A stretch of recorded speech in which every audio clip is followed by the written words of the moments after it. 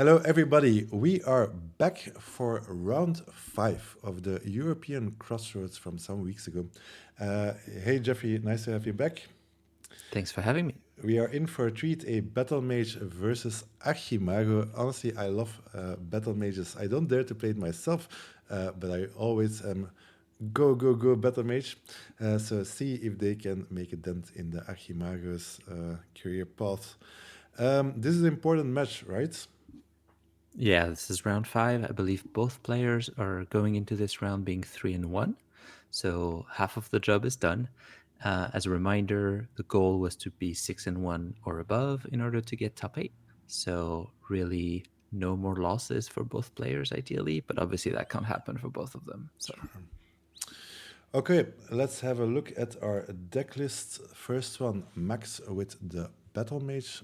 Can you walk me through this? What is the battle plan here? yeah, so this is a water air battle mage, popularized and among other players by Count Tolstoy. So this is not the most aggressive version of battle mage we have seen. This is a version that relies more on slightly bigger creatures. So we're looking at Lugbuk cats. We're looking at some Dapper Vampire, Questing Beast, and hoping to leverage these big creatures through combat tricks. Things like we see a 4-off grapple shot here, we see a whirling blade, and hoping to bring a bit of a control element through the battle mage ability. So we see a couple of spells that synergize well with the battle mage ability, things like shrink, polymorph. You make a creature very small, or you turn it into a frog, and then you eat it for free with your face and get to draw a card out of it. So a bit of a mid-range deck that can be very aggressive, but is also happy to take a step back once in a while. I'm no expert on Battle Mage, but I always thought like Screaming Skull is like so important, but I only see the one here. Yeah, very important. It's always a bit of a shame if you draw the second one because the effects don't really stack, and maybe that's why Max is opting for the one-off here. It can be very, very good, and it can also be a bit of a dead card. So I think he's hedging his bet here. And we see double Grim Gizarm for a heavy damage. Of Okay, course. let's jump into his opponent, Felix, well known in Europe, running the German Discord, and always active online. Talk me to this Archimago list. Yeah, so this is your pretty standard Archimago list. We're looking at a three-color build, mostly air and earth with a bit of a fire splash. I say it's the full control list because it's a list that runs the fewest minions, and that allows the list to run at 2 Chains of Prometheus. So super control-y, survive the early game, get some card advantage through your ability, and maybe in the late game you start turning the game around with big spells like Craterize, Guards, or Major Explosion. No. All right, we have seen the deck already in action, so let's jump into the game. Looking forward to this one, and the stakes are high. Here we go. Yeah, stakes very high for both players. Obviously, 3-1. We're more than halfway through the day, but they've both kind of burned their one loss that they're allowed if they still want to make top eight. So I think both of them are looking to secure this game and hopefully continue their run towards a 6-1.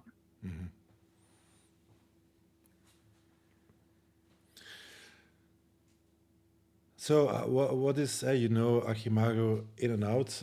How do you defend against the Battle Mage? Yeah, there's a couple of things that you're really looking to see if you're the Archimago players, and most of them are actually sites. So you hopefully can stop the battle mage from getting in your face through sites like Gnome Hollows or Perilous Bridge. And it will at least be a little bit of a speed bump for the battle mage having to like walk around these sites or burn some spells in order to avoid these this kind of bottlenecks that you can protect. Um, you ideally want to have an answer for an early big minion as well. Battle Mage run things that can accelerate the mana. It can be tower, it can be pond for Lagbok Cat or Questing Beast.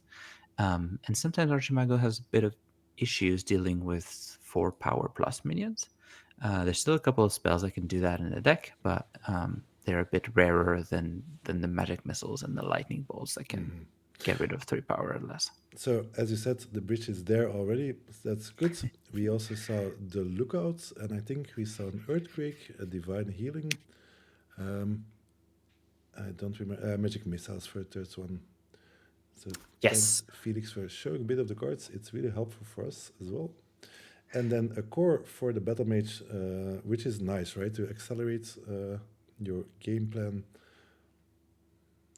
Yeah, I think both players should be reasonably happy about their start. Yep. Felix gets the site that he wants to see. Maybe Gnome Hollow is like slightly better, but you're still very happy to put a bridge as your second site forward. And the Battle Mage gets to accelerate through an Aquamarine core.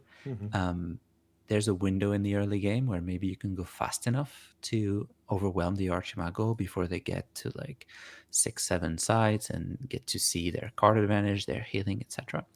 So we are hoping for that early window if we're the Battle Mage here. Sure. And so he's actually going for the trinkets. So I was like, what do you want here? Like, do you want to go for a ring, another core? Do you go for a bit he opts to have the trinkets? Does that mean the Ring of Morgan? I don't know if it was revealed already. Does he have it in hand? Is that a tell? So it's definitely a tell. I think if Okay. you're Felix here and you see a princess getting a trinket, you might reasonably assume they have the ring already in hand. We did see the ring on camera, so it's a bit easy for us Yep. to say. And I think Felix is going to see it soon when he plays that lookout that we see in his hand as well. Yeah. Lookout, what a card. I mean, it is a ordinary sight, but it's not so ordinary the effect, because knowing the whole hand of your opponent at a given state, I mean, it's so much information, and I think it's quite important, right? I think even more for the battle mage to know what is in the Archimago's hand than perhaps vice versa. I think it's valuable for both in Sure. different ways. It's very helpful for Max to know what kind of removal he has to play around. If he sees things like Bury, Earthquake, then he's incentivized to make sure his minions are on water sites before they can get in the action. On the flip side, if he sees a Poison Nova, etc., then he can play around the board in a different way and hopefully limit the 2-for-1, 3-for-1 potential from such cards Sure. from Felix. We get some aggression going if we're Max here with the Hippogriffs. Obviously, the Hippogriffs is not stopped by the Perilous Bridge because it's an airborne unit, and we even add in a little bit of a trinket in there for increased damage. Sure. There is a And that second lookout, and the ring is shown. That was then perhaps not a surprise. The trinket was known already, and a cat. and a cat, exactly. So the big cards that we want to see if we're Max here, and obviously Trinket and Ring of Morrigan pair really well together. It's a guaranteed spell that you get to cast every turn and pink your opponent. But if you're Felix here and you enter with your own ring, maybe that ring from the Battle Mage is a bit less scary. And of course, the cat, it's a huge beast, but with that bridge there in place, it will take a lot of time actually to be useful in the game. It will, especially now that a ring has been played by Felix. So we talked a little bit at the beginning of this game that 4 power is a nice kind of break point where you're suddenly out of range from a magic missile, a lightning bolt, while the ring makes all of this go out the window, right? Yeah. Like suddenly the lightning bolt actually hits for 4 if you're nearby with a ring ping. And the magic missile does the same. So very unfortunate having a cat in this position. Obviously, we still need to play it, right? Like we're not going to hold on to cards, so No, no, make no, them no. have it, as they say. Yeah, the ring. We all know it, right? It's one of the most played cards, I think. It's really difficult to find a reason to not put it in your deck. Yeah, and we see it exactly in action here. It's a Yeah. lightning bolt, which normally wouldn't be enough to kill the cat, but the ring ping means on top of getting a bit of life, we get to deal the last damage to the 4 power minion. Yeah, and the tough part is like not only do you are able to reach further and kill a big cat, but you even get life for it. It's such a card. Exactly. And this is at the point where, Max tried to bring on the early aggression. That's what Hmm. we said. There's a window in the early game. Maybe you can go fast enough to overwhelm the Archimago. Hmm. We saw a Hippogriff, we saw a cat. Both of these have been dealt with. This might be the moment to change gear a little bit and maybe switch to a different game plan. And we know that the Battlemage can do that. It can build card advantage through its ability. It can also try and assemble more of a big combo turn. Hmm. We talked about the Grim Gizarm during the decklist review. Sure. There's 4 grapple shots in that deck, so if you start combining these cards that double the strike damage and then add another strike effect with grapple shot or whirling blade, if you have a big enough unit, you can easily go for almost a 20-0 turn. And maybe with Max tapping for a side here, this is the change of pace Okay. that means Max recognizes this potential. Yeah, it's always a difficult question, but now with an egg being cast on the boards, I think you really have to switch now gears. I mean, not all decks have the luxury to actually do it. Not all decks are geared up to do a 20 damage strike. But now with an egg in play, that is going back to 19, end of turn, and 20. So yeah, I think you're right. I think you now have to really set up for going all out. Of course, Battlemage can start chipping in damage, but it's so difficult, right? With an egg and a ring in play, realistically, even if you get 10 damage in like 3 turns later, he's back at full life. Yeah. Couple of things to mention on the egg placement. So Felix deciding not to hold the egg in his hand. Hmm. Um, it's reasonable because he already has a ring, and so maybe he's worried of a disenchant effect that would get both. Hmm. So he's saying, okay, if I'm not gonna hold it in my hand, where is it gonna go?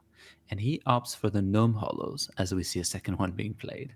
Um, Gnome hollows is an interesting choice because the battle mage will not be able to enter the gnome hollows, Hmm. and as a result, is not gonna go steal the egg and then bring it back on its side. So obviously, a small unit could still do that, but limiting the amount of options Max has to actually go and steal the egg there. Yep, good stuff. And we see a great card being drawn. If you're Max here, the card on the most on the left hand side of his hand is the Grim Gizarm, the one that we did talk about. Yeah, and the combo is like find a 5 part minion, play one or preferably two Grim Gizarms on it. That equals 20 damage, or with Grim Gizarm and grapple shot if you can actually reach your opponent's avatar. That's also 20 damage. So we now have the plan being developed. One of the key pieces are there. And I guess it just stays in hand, right, until the final moment. Yeah, there's no reason to show it. Mm. Let's not tell your opponent what you're up to, really. If you can get enough mana to play it all in one turn and fully surprise your opponent, I think that's the ideal scenario. Mm. Um, there are scenarios where you actually get there with your avatar as well. If you have a couple trinkets, your avatar can get up to 5 power, in which case the avatar is enough to be the Grim Gizarm grapple shot target, essentially. Sure. And now we see a guards plate for only 5. Shouldn't that not be 6 tokens? Unless there's a no, Archimago doesn't play core. I think this must be a mistake here because I don't see a reason why the guards could be played at 5 mana. Huh. Um, he has a threshold, he has double earth, that is fine. But this list does not play a P stone that could be hidden in the corner that we wouldn't see that would explain it. So I've got to assume this is um, a mistake on both players' part to not see that there was only 5 mana available. But perhaps they made a deal because if I know guards correctly, there should also be a token on the floodplain right now. should be. That's a good So point. I didn't catch perhaps that. they were like, "Hey, man, I really want to cast this. Is it okay if I just get one mana deduction and just don't play a soldier on your floodplain?" Perhaps they I agreed. mean, look, that seems fair. It should be 6 tokens for It's 6 mana. fair. Felix went, hey, let's do 5 for 5, right? Yeah, indeed. The golden rule, people. Like, this is sorcery. You just have to find your way and have a nice, great game if that's what they prefer. Now, we just don't know. Probably mistakes were made. But I don't understand why decided Felix right now this was a time to cast a cards, because I would say this is more for me like a middle to end game. Like, is he already stacked on Creator Rises, etc.? Or and also, like, isn't this fuel for the Battle Mage? It's potential fuel for the battle mage. Obviously, Felix didn't know that Max would have a way to immediately get on his side through the Polar Explorers that were just played. Mm-hmm. It's also very risky if Max has a Screaming Skull. Mm. And as I say this, he actually just draws it off the top. That's extremely unlucky. I think he would have loved to have it at the beginning of the turn so that he would benefit from the untap Oh, because ability. that would have been 4 cards, right, instead of one.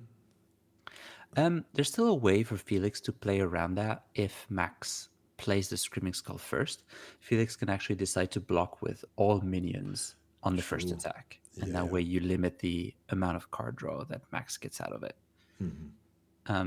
But still a very surprising choice for Felix to go and get the guards here. Maybe he wants to put some blocker to prevent this potential 20-0, but I don't think Max is close to that yet. Okay. So when we read, and I'll show it again, if you read the Battle Mage, whenever Battle Mage attacks and kills an enemy, you may draw a spell. So if he would block with 3 tokens, it's not that he can draw 3 spells. That's right. You Yeah. can only trigger once per attack, I believe. Okay. The ring from Max helps clear some of the minions as well, so casting a couple of spells now that he's in the face of the Archimago player. I'm a bit surprised to see that second Polar Explorers hit the board. I would have thought that maybe this is the type of effect that you want to keep in your back pocket should the first one get dealt with. And we see Felix on Archimago taking a step up. That's surprising. Usually you want to develop your mana as much as you can if you're Archimago. So Felix must have something in mind. He's actually going to suicide a token onto the Battle Mage. So I think they put the Battle Mage aside here with the artifacts because it was Yeah. getting quite messy on the side. And then we see an Earthquake. Huh. Are we going to move the sites? We are considering moving the sites. Oh, we're maybe rolling it back. I'd be curious to see. But I don't understand why he would take a step forward. Like, is he thinking like he could perhaps just earthquake only the 2 sides at the end of the realm? I think that's what happened because the way he placed the earthquake, he put it on his side, in between the Gnome Hollow and the annual fair, so his first 2 sites. But he put it in a way that had the half of the earthquake off board. And the fact that they did not bury the ring that's currently on the Archimago makes me think they resolved the spell with only 2 locations being affected by the earthquake. And that's actually not a legal play, but it looks like both players either didn't know that Okay, or didn't okay, catch that on the because day. honestly, I mean, yeah, that must be what happened, because he could have actually sidestepped and played the earthquake on that 2 by 2 square and keep his ring and bury the other one. But just moving forward is a bit awkward. Yeah, that's actually a really good point. Maybe he wants to be a bit more in the middle if he has a ring in hand, but yeah, surprising. He does get rid of both the Ring of Morrigan and the core from the Battle Mage, Yeah. and he gets to bury his egg. And so now it's going to be really, really hard for Max to steal that egg. I don't even know if there's an option actually in his deck list to get an egg that's burrowed. It's not that easy to get those X. I guess the hounds are probably the best ones for air, but Yeah, those are not in the deck. So no, I don't think there is any way to actually steal that back. But so yeah, Felix kept his ring, and that's why he's at 18 because now his spells are dealing damage to the battle mage. So far, the aggro plan, which is completely out of the window, Felix is still at 20, and we are deep in the middle game already. yeah. And I agree. Like, why did he cost it that second Polar Explorer? Like, was he prepared? Like, hey, I'm really getting ready for it already, or go in chunks of damage, which I don't think will work, because he knows there is still a divine healing in the hand, right? Yeah, it's possible he really wanted that ring ping the turn he cast the Polar Explorers. So that could be a reason. Not saying this would be the right choice, but that could have Sure. explained some of it. We do see a pretty important piece in Max's hand. That's Ooh. the questing beast. Oh yes. Um, we talked about potentially assembling a 5 power minion and then layering in a Grim Gizarm, Grapple Shot, any combination of things that would like double the damage. And you see, based on the placement, like this is not for active duty right away. He wants to keep that one as safe as possible. So this is definitely on the Genghis Arm plan. And honestly, half fast, because we also saw the tactical move, I think, in the hand. We did, and I think that's why the questing beast is all the way in the corner. It looks innocuous, but it can actually get on the lookout or on the annual fair in a turn, combined with a tactical move and the Polar Explorer's ability. Yeah.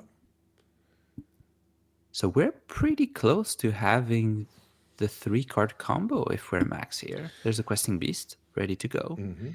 We have 1, 2, 3, 4, 5, 6, 7 mana. But I think that core, like they were very strict on how you have to place your cores, etc. So I think it's just lying on the ground and it's not in the Polar Explorer's hands. Interesting. So that would not provide mana then. So in that case, we would be at 6 mana currently, which is still enough for a Gizarm and a Grapple Shot. So Yes, but if we not for the tactical move, right? correct, good point. And here we have one of the this card, such a great card from RTO Legends.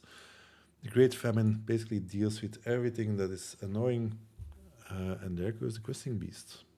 It's especially crucial here because Questing Beast is usually a great holder or recipient for the combo because it has stealth, right? True. And not all decks can deal with a stealth minion, but Great Famine doesn't care about that. It just checks what's the strongest minion in the area and is going to kill that regardless of stealth. So he now needs to find something else big, right? Because the Polar Explorers will not do it to Gizarm and Grapple Shots. So what else do we have? We have vampires.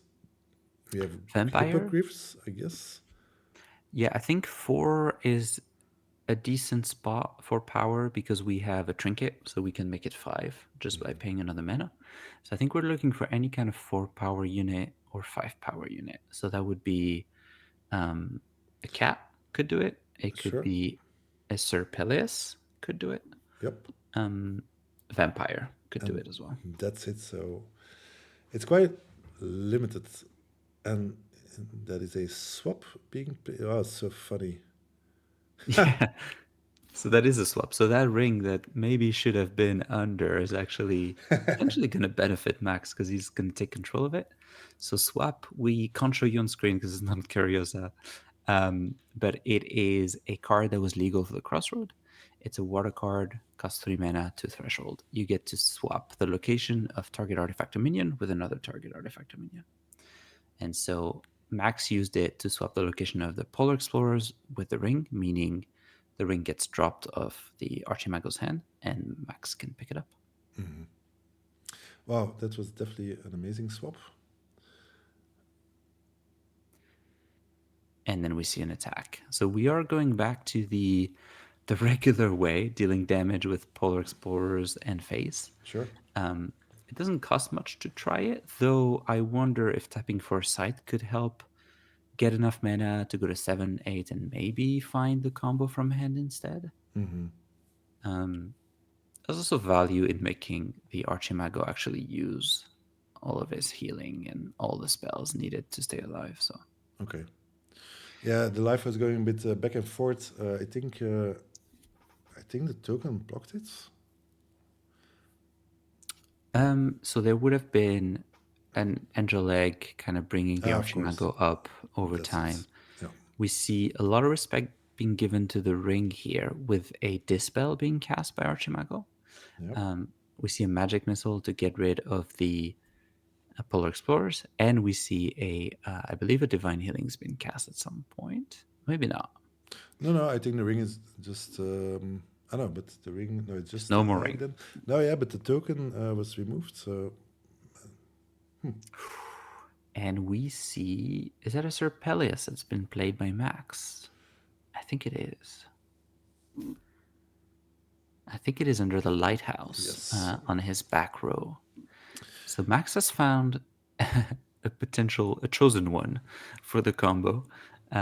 It's not quite a questing beast, but it is similar in a way that it has built-in evasion. You can cast Submerge, and because of its ability, it can actually get in most places in the realm currently. As long as it goes through water sites, it does not count towards its movement. So currently, that Sir Peleus could attack the Perilous Bridge through flooding the tower or even flooding the bridge and just going under. That is actually very interesting, and the placement of that floodplain is really amazing, huh? Because now Sir Palace, as you say, can freely move there. It's very difficult to block it. I would imagine. But there, Felix has one of the more important cards, Grandmaster Wizard, drawing 3 extra sites spells. Yeah, a bit risky in that spot because there's definitely pressure on board. You know, seeing Sir Peleus down there is scary, but Felix basically takes a turn off to refill his hand. He also places the Grandmaster Wizard close to the Battlemage, meaning that the Battlemage will get a card draw out of it just by attacking the Grandmaster Wizard. Yeah. So a bit of card advantage get gotten back by Max here. And I think you were right.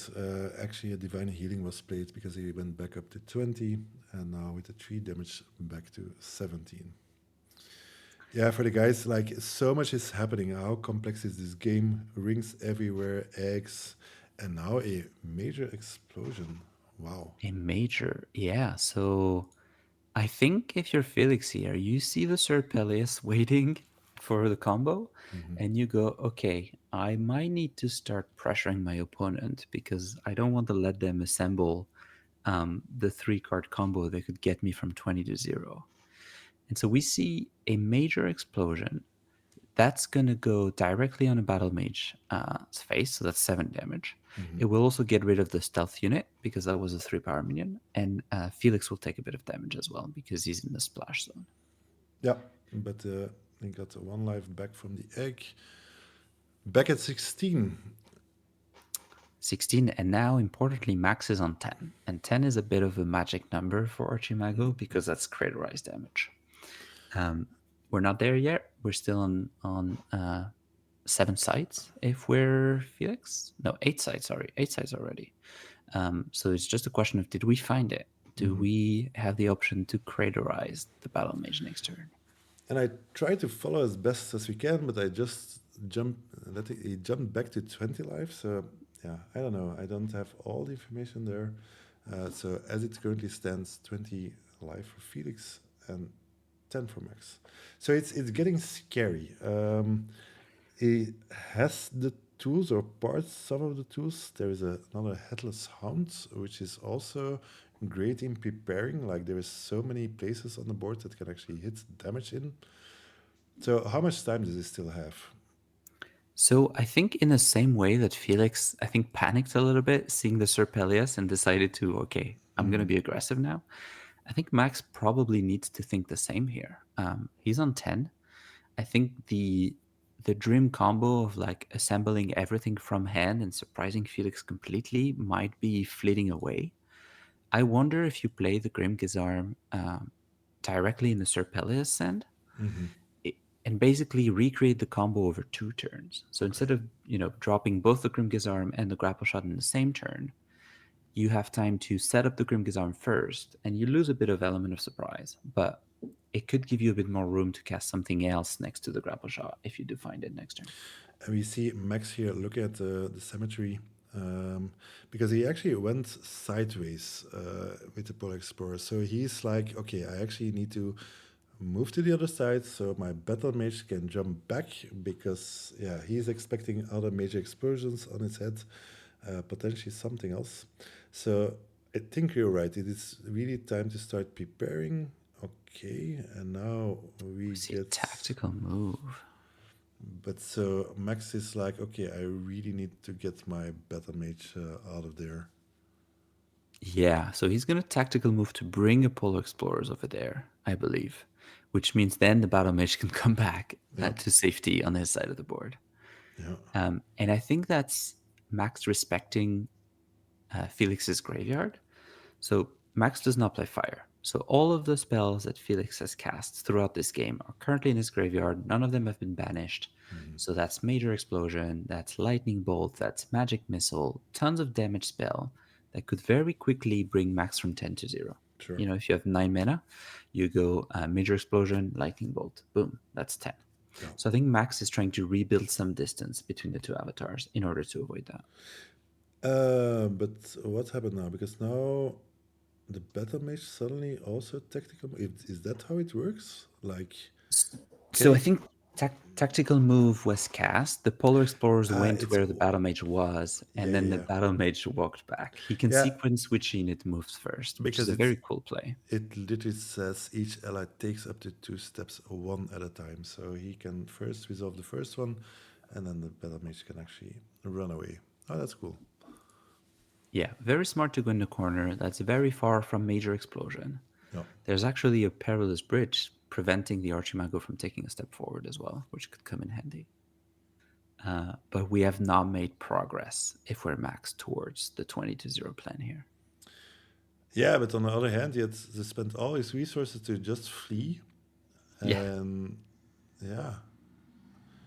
And I'm also a bit worried about that core that's still lying there. I think he really needs the mana. I don't think he has the grapple shots. So we're on 6 mana. Currently, 7 would be the sweet spot because we know there's a trinket that Yeah. would bring Peleus to 5. And then that would be another 6 for a Grimgizarm and a grapple shot. And all of that would be 5 times 2 again, 20. Yep. But we don't know yet if there's a grapple shot available. So this could be wishful thinking. Here we see the headless hounds going to Oh, and I think it 7. landed on the Gnome Hollows. And Gnome Hollows will actually blank the Headless Hunt's move because the Headless Hunt, being 4 power minion, cannot enter the Gnome Ah, Hollows. that's really unlucky. That is unlucky. That means it stays in the corner, basically out of action for another turn. On the other hand, like the ring or the egg is still in effect. So if you're really going for that alpha strike, then actually perhaps you just want to delay it for a turn because I I I, I don't see it happening this turn actually. Currently on 6, that looks hard unless he found the grapple shot. It's worth noting that Felix played a second egg along with the spider on his home site. That spider threatens to potentially bring the ring back up. And that's not nothing. But it also provides grapple shot protection should Archimago decide to sit on the spider. Yeah. So the window is rapidly closing for Max here, and I think he recognizes that Yes. and plays the Gizarm now. No time to waste. It is time. And I mean, I presume that Felix know Max's deck more or less, right? He knows more or less 80-90% of all the cards that's there. So he knew that if Max is holding 5-4 cards already, all these terms, the chances that the opponent has a Grim Gizarm, it's probably there.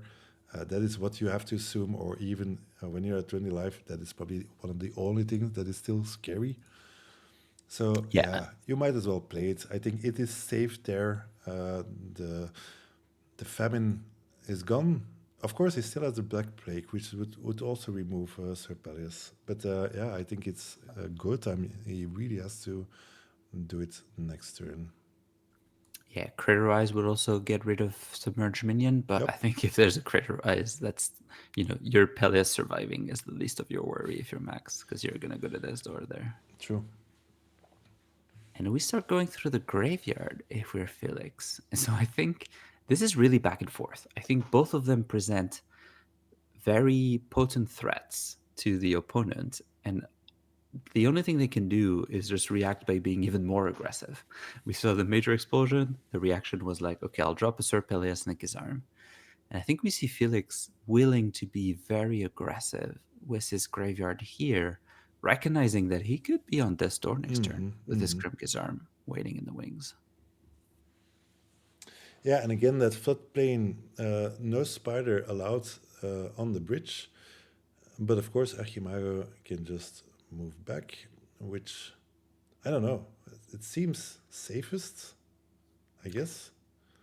It would definitely turn off the grapple shots and the whirling blades. It wouldn't save him from a double Grimg's Arm, because Grimg's Arm Correct. works on sites since the July rule changes, and this is why this card has been making a comeback in the meta. But it would turn off many options for Max for sure.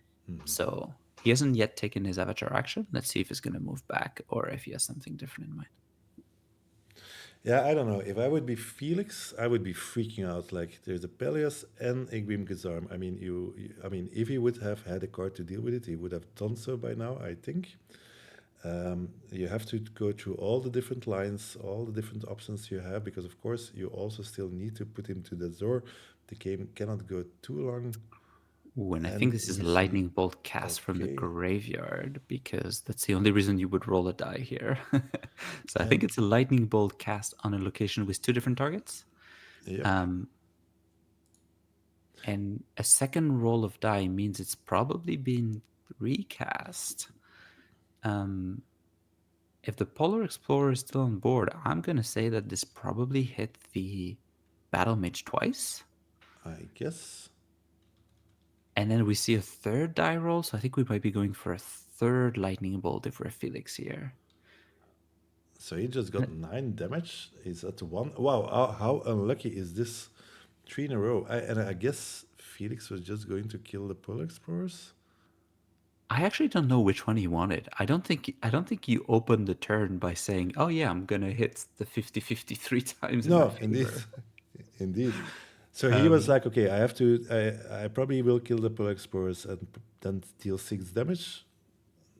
Yeah, but now that things have landed in his favor, I wonder if the plan just becomes, "Oh, you're on 1. I think I can just put you to door here." Yeah, because he can just attack the floodplain, right? He can, and the Sir Peleus, because it is That's being what's happening. surrounded by 2 non-water sites, he can't move to defend. He could during Max's turn, because Max could flood one of the 2 sites. Yeah. But when it's Felix's turn, that is not an option. Oh. So I think this is an attack on the floodplain and then a blink being cast Yeah. off camera, Yeah. because there's been both a reposition Yeah. and a card draw from Felix. Okay, And then we but even move the spider under this. wow. So the good thing is that at least the Archimago is not. So it's still next to the floodplain, so that I mean the spider will 100% die, I guess. Yeah, I'm a bit surprised by the spider move, especially because of the blink. He could have actually moved back to the annual fair with the blink True. and be protected by the spider. I wonder if he's trying to already position to deal the death blow. So he doesn't want to be too far back, because he has a blink in his graveyard. He has a magic missile still in the graveyard. So I wonder if the line he's seeing is, hey, I don't want to be all the way back in my back row. I just need to finish the game next turn. Oh, and we see the grapple shot as well. So everything is there for just yeah, the 20 damage. I think that's just double death door here. Yeah. Max obviously has to be wary of trying to end in a position that maximizes his chances of survival, and that's not an easy feat against Archimago. So he has to both bring Felix to death door and find the best position to survive at But least one more turn. Do, was so the lightning bolts are gone. Yeah, unfortunately we cannot see the cemetery. So is there a magic missile visible already? There was definitely one. Oh, we can see a little bit here. Yes, I do see a magic missile. I believe this is the third card from the bottom. So, and we see a Okay. blink as well, and we see 6 spells. So, blink and magic missile is a line available to Felix here. So that means that basically he can blink because you have to blink over the bridge. You cannot just walk there. Correct. And then you can take a step and then shoot a missile. So I guess that lighthouse needs to be guarded, protected from the missiles. Yes, but there could also be a lightning bolt left, in which True. case you also want to have as many units as you can protecting your avatar from Yeah. bad odds. So it, So the Hans should go to the lighthouse. But yeah, this is, I mean, there's so much going on right now. yeah. I don't Oh, know and what is going Max through taking a Max's look at health. it. Now we Oh, see it perfect. We all. see everything. There's also major explosion to watch out for. Yep. Guards. So yeah. So there's 6 spells. There's a 2 magic missiles. There's a blink. So that's a lot of lines to calculate if you're Max And here. even, I mean, if the Archimago just plays a sight on 12, then he's just in range for the major explosion also. But if he's on death's door, he cannot do that. Then he also kills himself. So Correct. He would need to blink and then major, and then he can cast major in a way that would touch the battle mage and not himself. But to do that, he would need to have his 9th sight provide another fire threshold, because he currently only and has one, and he won't be able to here pay we the annual go. fare. Here we go. So the spiders killed. That's flooded. They Yep. don't swim that well, those spiders. And now he really needs a 7 mana, right? So if you're max, the first priority, as always, is to not die. If you see that you will die, you have to do everything you can to stop from happening that. But you also really have to put him to death's door because whatever happens, you don't have 2 turns left. I think, right? And I think he's probably going to do that. I think the trinket being on Serpelius means he's going to pull the trigger. I think he has to. It also limits the options for Felix to finish max because any kind of area of damage could potentially kill Archimago as well. But does he have the mana? 1, 2, 3. We still are at 6, right? So he's forced to play a sides. So because he played the Gizarm in the previous turn, now the True, requirement true, to true. finish is just Yes, 4 now. So correct. Yeah. So, and we see there is 10 damage. yes, that's Serpelius going under the bridge because it is now waterside flooded by the floodplain, and then coming up to strike the Archimago for 10. And I believe we're going to see the grapple shot for another 10.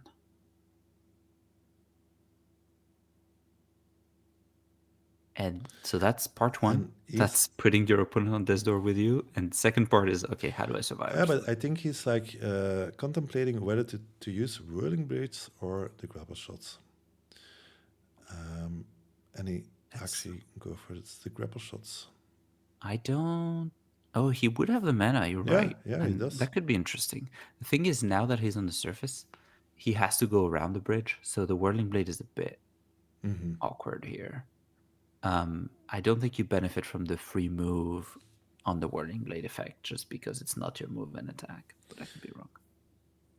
Yeah, but of course, with that Polar Express, you kind of reach quite far with the whirling blades as well. Okay, they're still discussing. So he is at death's door. Yeah, so grapple's been cast. That's another 10 to Felix. And I think Oh, we passed a turn if we're he max. didn't move. Yes. Ah, Oh, he and forgot. And I think they're now considering, oh, I probably should have done that, shouldn't I? um okay. okay. Yeah. Yeah. So basically, that is what happened. We just heard it. So he did not move his headless hounds, and so Yeah. Felix blinked, sidestepped on the lookout, as we see here, and then cast the magic missile. A slight oversight from Max, I think, but yeah, wow, what a complex game this was. Yeah, absolutely. We don't know what's in Felix's hand. I think generally there's probably an answer. Unfortunate to not see the blink and magic missile, but I think it was probably going to be the same result anyway. Um, is that true? Like if the hounds would have been on the lighthouse? Yeah, Well, we only calculated the lines based on what's in Felix's graveyard. true. Obviously, he still has spells in hand, like any kind of Sure. common sense, etc., would do it. So I'm just guesstimating here. Um, Maybe also for Max to not feel too bad about that last miss. Anyway, I'm a bit sad because I've always rooted for the Battle Mage, but what a game that was! Like wow, and so many difficult interactions, so many difficult decisions to make because in the beginning he was really going for it, but then with all the rings happening and then also that earthquake, little misplay, although he could have sidestepped, but then the Archimago would be somewhere else. Now with the blinks, etc., probably would have gone back to where he needed to be. Honestly, what a game. Yeah. I think both players displaying good mastery of their deck, right? Like we saw the pivot in Max strategy. I thought that was very interesting, and I think he did it at the perfect time. And then Archimago understanding, oh, I'm seeing big threats here. It's time to press the gas pedal if I'm Archie as well. Yeah. All right, that's it for round number 5 for the European Crossroads. I really enjoyed this one. Next, and congratulations, of course, to Felix for still keeping in the running for top 8, and unfortunately for Max. But what a game! Very, very good quality there. Next round, it's round number 6, and tension rise even higher. We have Isham, who is currently sitting at 5-0, and his opponent Marco as well. It is a Pathfinder versus an Archimago. So that one is next in our series. Thank you for watching and see you in the next one.